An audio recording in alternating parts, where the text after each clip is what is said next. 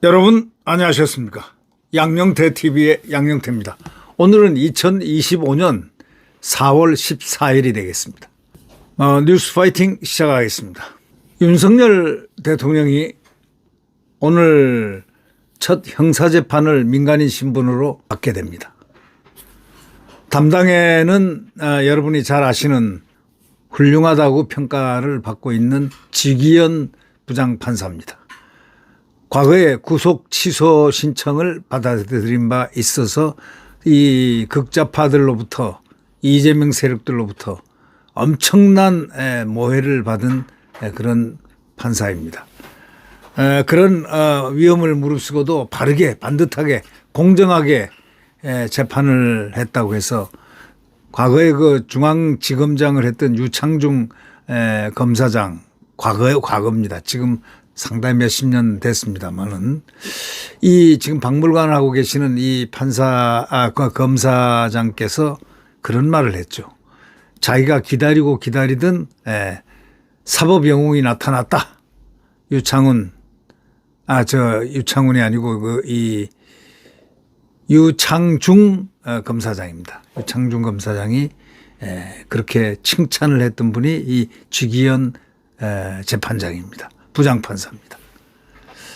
그런데 오늘 여기서 재판을 받는데 이 재판을 받는 이 장소가 과거에 전두환 대통령도 여기서 형사재판을 받은 적이 있습니다. 12월 3일 비상계엄으로 기소된 이 윤석열 대통령에 대한 형사재판이 오늘부터 이제 시작됩니다. 헌법재판소의 파면 결정이 난 4일부터 열흘 만에 있게 되는 셈입니다. 중앙지법 형사합의 25부 부장 지기현 판사는 오늘 오전 10시 서울법원 종합청사 417호 대법정에서 윤 전 대통령의 내란 우두머리 혐의 사건 첫 공판을 진행합니다. 피고인은 공판기일에 출석 의무가 있어서 윤 대통령은 이날 직접 출석해야 합니다. 다만 법원이 청사 방호라든가 민원인 불편을 고려해서 지하주차장을 통해서 비공개 출석을 할 수 있도록 허용을 했고 또 언론사의 법정 내 촬영 신청도 불허했습니다. 이에 따라서 윤 대통령의 이동 모습이라든가 피고인석에 앉은 모습은 사진 영상으로 볼 수 없게 되어 있습니다. 공판에서는 우선 재판부가 윤 전 대통령의 신원을 확인하는 인정신문을 진행해서 피고인이 맞는지 안 맞는지 확인하고 질문에 따라서 이름, 생년월일, 기타 등등을 밝혀야 하는 그런 요식행위입니다. 이후에 검찰이 공소사실을 설명하고 이거에 대한 인정 여부를 확인하는 모든 절차가 진행됩니다. 첫 공판에서는 검찰 측이 신청한 조성현 육군수도방위사령부 제1경비단장 또 김형기 특수전사령부 1특전대대장에 대한 증인신문도 진행됩니다. 이 조 단장은 윤 대통령 탄핵심판 때 증인으로 출석해서 계엄 당시 이진우 전 수방사령관으로부터 내부에 들어가서 의원들을 끌어내라는 지시를 받았다고 증언했고 김 대대장은 이상현 특전사 1공수 여단장으로부터 본관으로 들어가서 의원들을 끄집어내라는 내용의 지시를 받은 것으로 알려졌습니다. 원래 예정돼 있던 최상목 부총리 겸 기획재정부 장관과 조태열 외교부 장관에 대한 증인신문은 일정상 변경됐습니다. 해당 공판을 맡은 지기현 부장판사는 3월 7일 당시 구금된 윤 대통령이 낸 구속 취소 청구에 대해서 구속기간이 만료된 상태에서 기소돼 사유가 인정된다고 판단하여 구속 취소 결정을 내린 바가 있습니다. 지기현 판사는 상당히 칭찬을 받고 있는 이 법조인들로부터 상당한 칭찬을 받고 있는 분입니다. 이분은 이 법과 원칙, 정의감, 또 이 공정성 이런 부분에서 상당히 남보다 뛰어난 판사다. 이렇게 들 평이 되고 있습니다. 국제인권법 출신인데도 불구하고 전혀 그러한 것을 뛰어넘는 법과 원칙, 정의, 공정을 실행하는 이 직연 부장판사에 대한 기대가 엄청 큽니다. 네, 구독 버튼과 엄지를 눌러주시면 감사하겠습니다. 다음 소식을 함께 공유하겠습니다.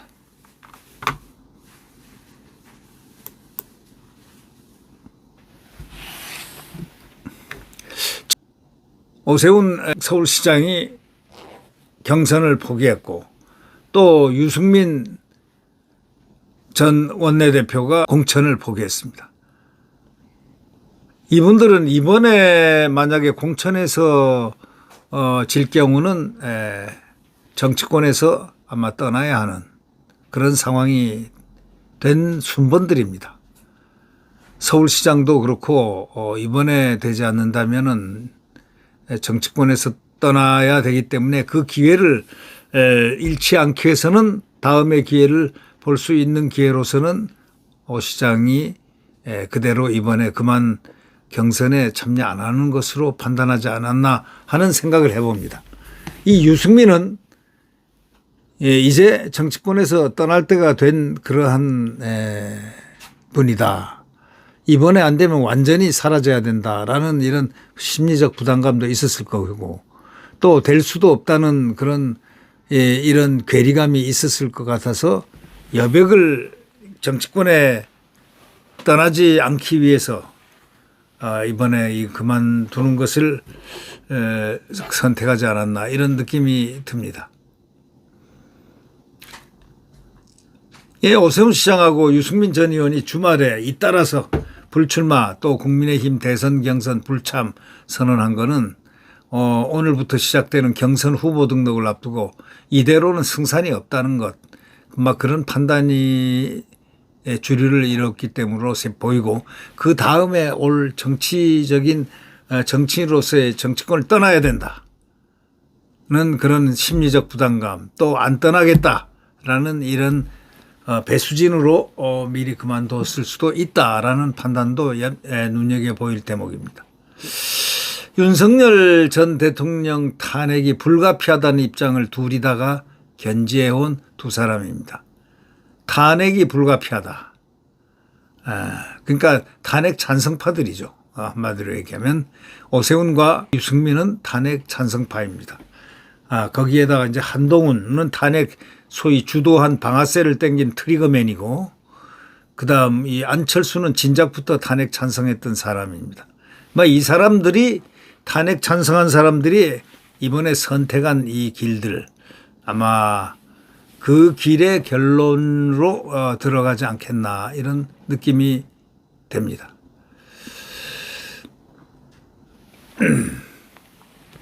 그리고 또 국민의힘 주자 중에서도 중도 확장성이라든가 이재명 전 민주당 대표 경쟁력에서 상대적으로 좀 그런 부분에는 좀 앞서 있다라는 평가를 받아왔지만 그런 거 가지고는 이번에 이길 그런 공산이 없었다 이렇게 봐야 되겠습니다. 그런 두 사람이 탄핵 반대파에 유리한 구조로 경선 룰이 설계됐다고 이렇게 일단은 보는 것 같습니다. 근데 특별히 유리한 구조로 경선 룰이 설계됐다고는 보이지는 않는데 그렇게 볼 수 있다면 그렇게 보게 되겠네요. 경선 참여 의사를 접었다는 것은 미리 실패를 염두에 두고 실패를 하지 않겠다는 그러한 배수진이라고 보입니다. 이 이제 문제가 되는 거는요.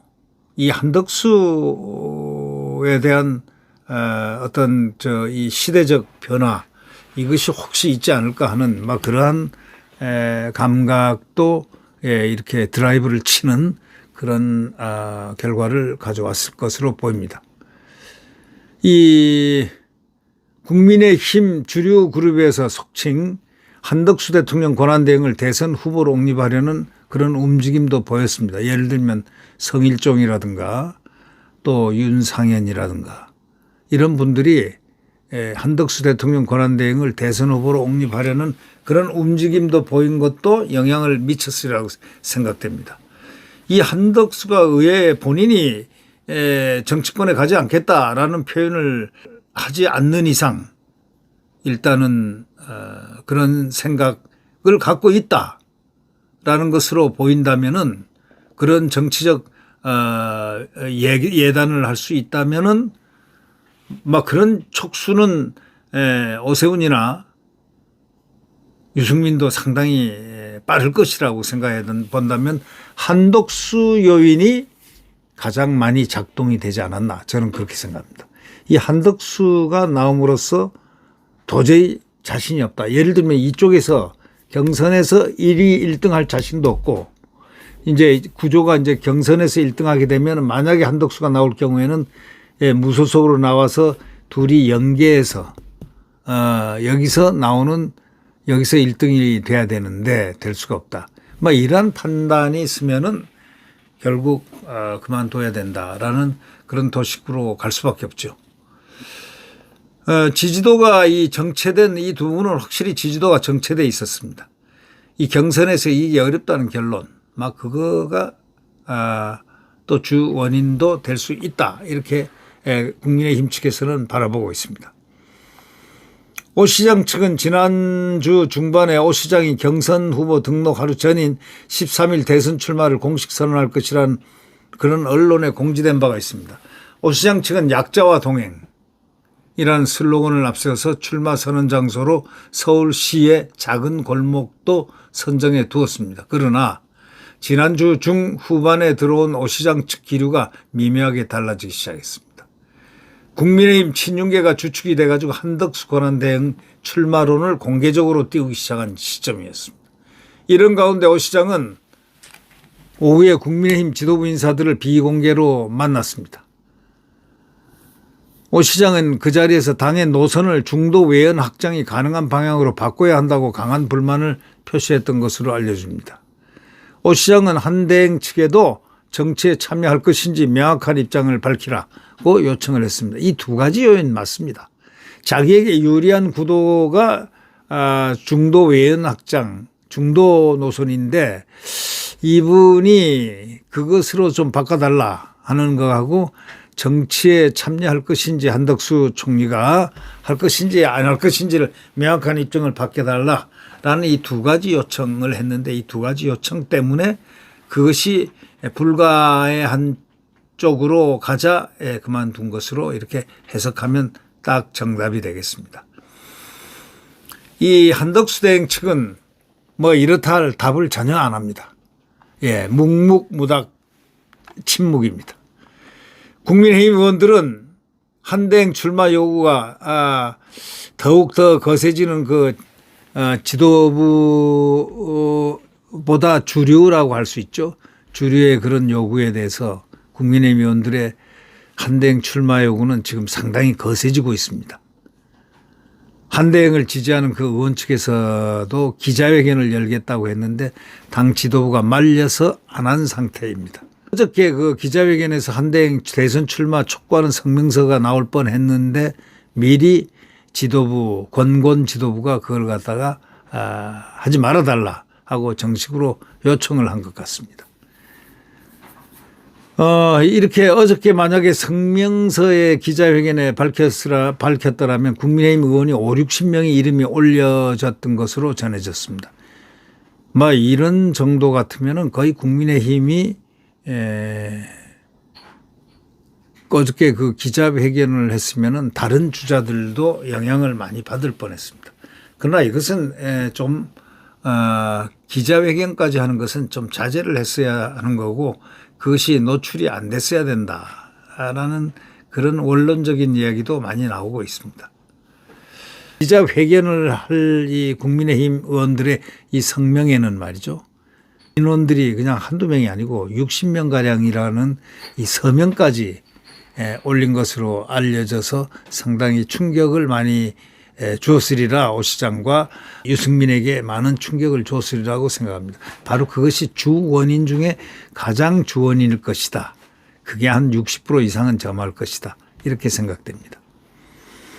오 시장은 대선 출마 원점에서 재검토하겠다 뭐 이렇게 얘기했지만 일부 측근이 만류했지만은 오 시장이 결국 토요일 긴급 기자회견 열어서 대선 불출마 선언했습니다. 그리고 이 회견에서 지난 일주일간 당의 모습에 참으로 깊은 아쉬움을 지울 수 없다는 그 서운함도 표현을 했습니다. 그것이 뭐냐? 국민의힘 의원들의 한대행 옹립 움직임에 대한 불만으로 이렇게 해석될 수 있습니다. 유승민도 경선 불참 선언했습니다. 여론조사로 경선 후보를 4명으로 압축하는 1차 예비경선 때 국민의힘 지지자와 무당층만을 응답 대상으로 한정한 것에 반발한 겁니다. 지지자와 무당층만을 대상으로. 이에 대해서 국민의힘 경선관리위원회는 민주당 지지자 등의 역선택을 방지하기 위해서라고 설명했습니다. 이건 상당히 중요한 문제입니다. 이 역선택을 만약에 안 해놓으면은 그런 장치를 안 해놓으면은 이재명이가 유리해집니다. 개따나 유리한데 이재명이가 유리해지면 이 나라가 이거 진짜 뒤집어집니다. 이제 대한민국 공화국이 민주공화국이 이재명이가 되는 순간 저는 없어진다고 생각하는 사람입니다. 저희 이재명이가 누굽니까? 꼼짝이 민주당 거센 민주당 운동권 민주당이 꼼짝을 못하지 않습니까? 이재명이한테. 그게 뭡니까? 그가 소위 히틀러 전법으로 나치스 전법으로 똑같은 나치스를 벤치마킹 꼭 마치 한 것처럼 그렇게 똑같이 가고 있지 않습니까? 그가 한 의회에서 대통령을 능욕하고 대통령을 아주 모욕하고 이 국정을 갖다가 완전 180도가 아니고 그냥 360도를 완전히 돌려버릴 정도로 탄핵, 줄탄핵, 예산 폭란, 탄핵 폭란 또 입법까지 맘대로 찍어내는 이러한 것은 엄밀히 따져서 나치스 때나 볼 수 있었던 일, 바로 나치스에 접근하는 겁니다. 조금 지나면 수권법, 나치스들은 원래 이 히틀러는 수권법을 만들었잖아요. 그리고 그 다음에 수권법 만들어가지고 총통제로 딱 바꾸고 그 다음에 하이 히틀러가 되고 그 다음에 아우슈비츠 되고 인종청소하고 그리고 무서운 대전을 일으키고 포갑을 한 거 여러분 게슈타포 잘 아시죠? 민주경찰서가 뭡니까? 그게 게슈타포 아닙니까? 그와 유사한 거 아닙니까? 이 만드는 이런 자체들이요 아주 이상해요. 민주당은 이재명 하에 취하에서는 굉장히 이상한 당의 질적 변화가 많이 왔다. 바로 이것을 볼 때 그냥 쳐다볼 수는 없다. 네. 그러니까 이 당에서도 지금 이제 철저히 한다고 지금 철저히 하는 겁니다. 당선 룰도 역선택을 방지해야 된다. 역선택하게 되면은 그 완전히 엎어집니다. 완전히 침탈당합니다. 이재명 승. 예. 그렇게 되면 안 되죠. 이재명이 이번에 만약에 대통령이 된다면 이 나라는 문을 닫아야 됩니다. 자유대한민국은 없어집니다. 그들은 중국 속국이 되기가 가장 쉽다. 안 그래도 친중파 중에 친중파 싱하이밍한테 탁 이렇게 고개를 숙이고 있는 그 사진 보셨죠? 그리고 그걸 저 유튜브 방송으로 했지 않습니까? 그걸 쭉 보면서 처음부터 끝까지 하는 걸 보면서 야 저런 사람이 어떻게 대통령을 되려고 하나. 아주 꼼짝을 못해요. 국장급밖에 안 되는 싱하이밍에게 리짜이밍은 꼼짝을 못했다. 바로 이것이 저희들이 바라보는 그 견해입니다. 이번에 반드시 물리쳐야 됩니다. 사실은 사법부가 파기 자판을 해야 됩니다. 그런데 지금 사법부를 그렇게 믿을 수 있겠습니까? 사법부는 지금까지 계속 지속적으로 윤석열 대통령을 탄핵시키는데 그 재판 결과들이 툭툭 나왔습니다. 무죄를 만들고 이재명에 유리한 재판이 지속적으로 보여줬고 지금 헌법재판소가 보인 그 문영배 그 참 독주 소위 말해서 방어권도 빼앗아버리고 방어권만입니까? 재판 진행하는 거 보십시오. 일정까지 완전히 체포돼서 가는 공수처에 인치가 돼 있는 그 순간, 그래서 그 다음 날인가 그 다음 날 좀 연기해 달라고 해도 no. 그런 가혹한 행위를, 가혹 행위를 한 자들이 바로 문영배 재판관이 아닌가, 이미선과 둘이서 한 거 아닌가, 이렇게 느껴질 정도, 국민들이 그렇게 느껴지니까요. 네. 그리고 방어권도 안 주고요. 이 증거 채택하는 것도 수사기관에서 한 걸 채택하겠다고 그랬어요. 원래가 재판정에서 하는 것을 해야 된다는 걸 이제 이 문재인이가 고친 거거든요. 형사소송법을. 2020년도에 고쳤어요. 수사기관에서 한 걸 증거로 쓸 수 있다. 증거로 써야 된다라고는 그게 과거에는 있었지만 지금 2020년도에는 증거로 쓸 수 없고, 여기 재판정에서 일어나고 증인들이 얘기하는, 증인들이 요구하면 쓸 수 없다고 돼 있는데 자기들은 그 전에 것을 소급해 쓴다고 선언을 했습니다. 누가요? 문영배가. 쓸 수 있다. 할 수 있다. 얘기했습니다. 뭐 등등 보면 말이죠. 이 문영배 하는 것 보면 저게 정말 사법정인가. 벌써 국민들이 분노한 이유는 뭐냐. 저게 사법정인가. 사법정이 아니죠. 지난 2월 7일 날 그 정년으로 그만둔 서울 고등법원장 윤준 판장, 고등법원장입니다. 그분이 이임사에서 뭐라고 했습니까? 이 2월 7일 날 한참 문형배가 막 그냥 질풍노도처럼 재판을 이끌어가던 때입니다. 현역 대통령을 무시하고 마음대로 이렇게 하던 그 광경을 보면서 국민들은 정말 분노했습니다. 문영배 그 얼굴까지 딱 머릿속에 각인이 될 정도로 말이죠. 아주 기분 나쁜 얼굴로 말이죠. 있을 수 없는 일이죠. 그래서 대통령을 저렇게 결국 정영식의 배반 또는 뭐 등등의 배반 뭐 등등 뭐 이 사건으로 8대 0이라는 참혹한 탄핵을 했습니다. 이번 탄핵은요, 박근혜 대통령 탄핵하고 조금 내용성이 다릅니다. 그때 이정미나 다 같은 거는 이정미하고 문형배가 둘이 재판 판단글이 토시도 안 틀리고 똑같다는 것. 그들 인생에도 그런 것이 있을 것이다. 그렇게 그들도 심판을 한번 그렇게 받아야 될 것이다. 라는 얘기들을 국민들이 많이 합니다. 그들 문영배도 이정미도 인생을 그렇게 심판을 받아야 될 것이다. 그 아픔을 어떻게 할까? 아까 제가 말씀드렸지만 2월 7일 날 이 윤준 고등법원장이 이임사에서 그랬습니다. 지금 사법부가 신뢰지수가 보통 보면 그 당시 신뢰지수가 40몇 %였습니다. 불신한다가 40몇 %. 벌써 사법부가 40몇 % 된 적이 없어요. 과거에 사법부가 40몇 % 불신한다 된 적이 없습니다. 근데 사법부가 저렇게 불신한다 이렇게 나온 것은 그 얘기 불신에 대해서 얘기하면서 사법부가 국민들로부터 존경을 받고 그러려면은 두 가지를 유념해야 된다는. 재판 본래의 공정성, 절차의 공정성을 반드시 지켜라. 절차의 공정성. 두 번째, 정치적 중립성을 지켜라.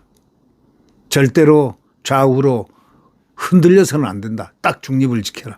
했는데 이 문영배 이 헌법재판소는요, 두 개 다 안 했어요. 2월 7일 날 한참 비판적인 문제가 이 문영배한테 갔을 때인데도요, 문영배는 그걸 고치질 않았습니다.